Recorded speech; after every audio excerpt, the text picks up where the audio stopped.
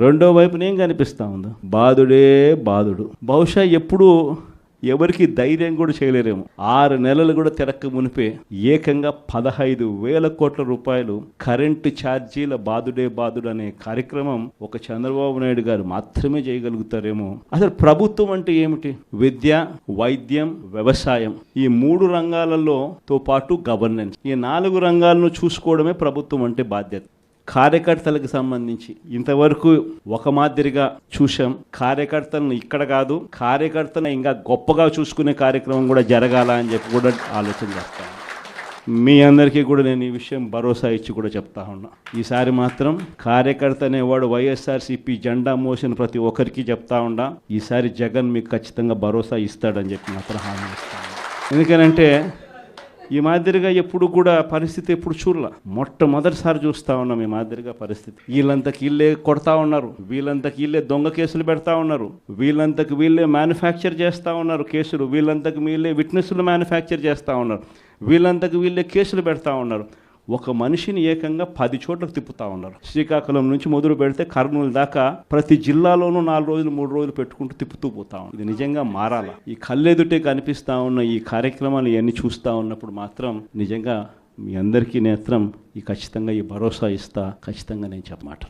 నమస్తే, వీటీవీ ప్రైమ్కి స్వాగతం. జగన్మోహన్ రెడ్డి నెల్లూరు జిల్లా వైసీపీ కార్యకర్తల సమావేశంలో మాట్లాడినటువంటి మాటలు ఆ పార్టీ కార్యకర్తలకి నిజంగానే ఒక ఊపుని తీసుకొచ్చేటువంటి అవకాశం ఉందా అనే దాని మీద నిశితంగా పరిశీలిస్తే తన ప్రసంగ పాఠంలో ప్రసంగం ఎక్కడా కూడా ఆవేశపూరితంగా సాగనప్పటికీ, వాళ్ళని ఇన్స్పైర్ చేసేటువంటి విధంగా సాగనప్పటికీ కూడా ఒక భరోసా ఇస్తున్నానని చెప్పి అన్నాడు. ఆ భరోసా అనేటువంటిది మాత్రం చాలా స్పష్టంగా కనిపించిందని అనుకోవాలి. తను మాట్లాడినటువంటి మాటల్లో ఒక ఆవేదన, ఒక ఆర్తి, కార్యకర్తలకి ఇంత తీవ్రమైనటువంటి అన్యాయం, నష్టం జరిగిందా అనేటువంటి ఒక బాధ అయితే చాలా స్పష్టంగా ఆ మాటల్లో ద్యోతకం అయ్యాయి. ఒక్కొక్క పార్టీ కార్యకర్త మీద అక్రమ కేసులు బనాయించటం, వాళ్లే కుక్కుడు స్టోరీస్ చేయటం, వాళ్లే ట్రాప్ చేయటం, వాళ్లే కేసులు పెట్టడం, వాళ్లే ఒక్కొక్క వ్యక్తి మీద 10 చోట్ల తిప్పటం అనేటువంటి ఈ సంఘటనలన్నీ చూసినప్పుడు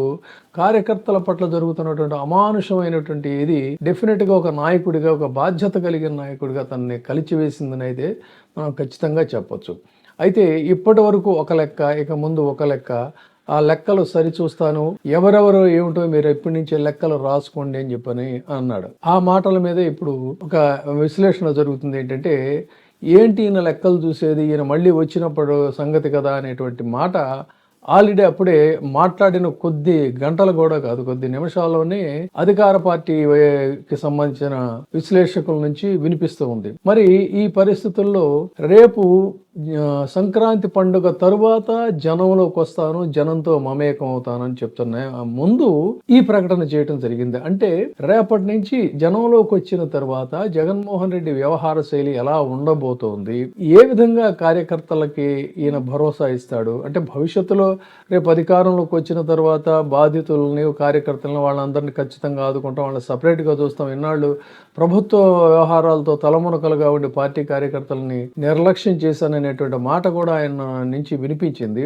వాస్తవానికి ఏంటంటే అసలు అదే ఒక రకంగా పార్టీకి ప్రధానమైనటువంటి అవరోధంగా, అంటే సైనికులు ఎవరైతే లేరో ఆ సైనికులు ఎవరు కూడా ముందుకు యుద్ధంలోకి దిగకపోవడం అనేటువంటిది ఒక పెద్ద ఎఫెక్ట్ అనేది గ్రహించారు. కాబట్టి ఆ పార్టీ కార్యకర్తలు, సైనికులైనటువంటి కార్యకర్తలకి ఈసారి అన్యాయం జరగదు, వాళ్ళకే టాప్ ప్రయారిటీ ఉంటుంది అనేది కూడా స్పష్టమైంది. అది అధికారంలోకి వచ్చిన తర్వాత. మరి ఈ లోపుగా సైనికులను సమాయత్తం చేసుకునేటువంటి క్రమంలో ఆయన వ్యూహం ఎలా ఉండబోతోంది, లెక్కలు సరి చూస్తారా, సరి చేస్తారా, ఈ రెండిటికి కూడా చాలా తేడా ఉంది. కాబట్టి దాని మీద కూడా ఒక చర్చ జరుగుతూ ఉంది. అంటే ఎక్కడైతే అణచివేత ఉంటుందో అక్కడ ప్రతిఘటన అనేటువంటిది ఉంటుంది, ఎక్కడైతే దౌర్జన్యం, దోపిడీ ఉంటుందో అక్కడ తిరుగుబాటు ఉంటుంది. సో ఆ దిశగా మరి తన సైనికుల శ్రేణుల్ని సమాయత్తం చేసేటువంటి క్రమంలో జగన్మోహన్ రెడ్డి వ్యూహం ఎలా ఉంటుందనే దాని మీదే ఇప్పుడు సర్వత్రా ఉత్కంఠ. ఒకటైతే వాస్తవం ఏంటంటే ఇప్పటి వరకు కూడా తమ కత్తికి ఎదురు లేదు అనేటువంటి రీతిలో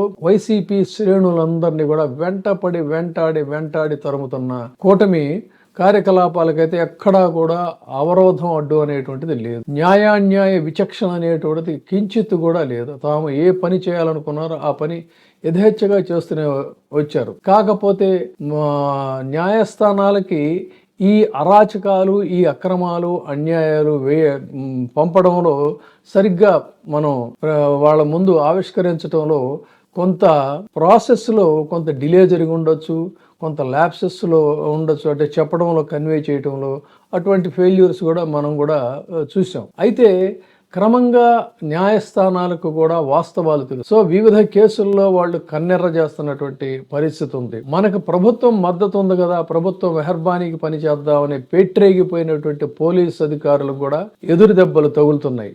ఇంకా మరింత మంది భవిష్యత్తులో రేపొద్దున దీనికి భారీ మూల్యం చెల్లించేటువంటి పరిస్థితి, అంటే వైసీపీ అధికారంలోకి వస్తుందా రాదా అనేటువంటి ఆ లెక్కల్లో ఉన్నారు. వాటితో నిమిత్తం లేకుండా చేసిన ప్రతి అరాచకానికి కూడా వాళ్ళు భారీ మూల్యం చెల్లించక తప్పదు. దానికి కూడా కొంత ప్రాసెస్ జరుగుతోంది, కొంత వర్క్ జరుగుతూ ఉంది. భారత సర్వోన్నత న్యాయస్థానం దృష్టికి కొన్ని అరాచకాలు వెళ్ళాయి.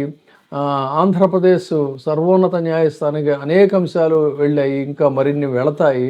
ఈ పరిస్థితుల్లో జగన్మోహన్ రెడ్డి ఇచ్చినటువంటి ఈ భరోసా ఖచ్చితంగా పార్టీ శ్రేణుల్లో అయితే ఒక విశ్వాసాన్ని ప్రోధి చేస్తున్నారో సందేహం లేదు. ఎందుకు అనాల్సి వస్తుందంటే మాట మళ్ళీ ఆయనే చెప్పాడు తన ప్రసంగంలో ఏమని, ఒక నాయకుడికి క్రెడిబిలిటీ అవసరం, వీళ్ళు ఈ పనులు చేశారని రేపు మనం చేయమని కూడా మళ్ళీ ఆయనే చెప్తున్నాడు. అంటే నాయకులకి ఒక క్రెడిబిలిటీ ఉన్న లీడర్ ఏదైనా చెప్తే చేస్తాడు, ఇది చెప్తే ఖచ్చితంగా చేస్తాడు అనేటువంటి క్రెడిబిలిటీ ఆ రోజున వైఎస్ రాజశేఖర రెడ్డి గారికి ఉంది.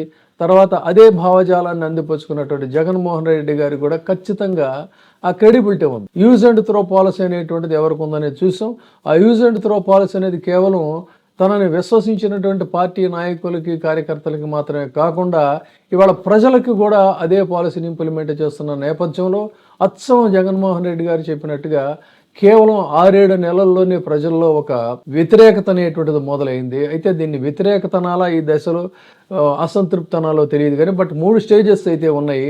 ఒకటి ఇక్కడ ఈ బ్రీచ్ ఆఫ్ ట్రస్ట్, అంటే నమ్మక ద్రోహం అనేటువంటి దాంట్లో చెప్పాలి అన్నట్లయితే ఇప్పుడు ఒక అసంతృప్తి మొదలైంది. ఈ అసంతృప్తి అసహనంగా మారుతుంది. ఈ అసహనం ఆగ్రహంగా పెళ్ళుబుగుతుంది. ఆగ్రహం పెళ్ళుబోగినప్పుడు ఒక భయంకరమైనటువంటి తిరుగుబాటు, నిరసన జ్వాలలు వస్తాయి. సో ఇన్ని దశలు ఉన్నాయి. ఈ ఇన్ని దశల్లో ఒకవైపు అటు అలా పరిస్థితులు మారుతున్న నేపథ్యంలో జగన్మోహన్ రెడ్డి గారు జనంలోకి వచ్చిన తర్వాత తన వ్యవహార శైలి ఎలా ఉంటుందనేది మనం వేచి చూస్తూనే ఉండండి. వీటీవీ ప్రైమ్ లైక్ చేయండి, షేర్ చేయండి, సబ్స్క్రైబ్ చేయండి.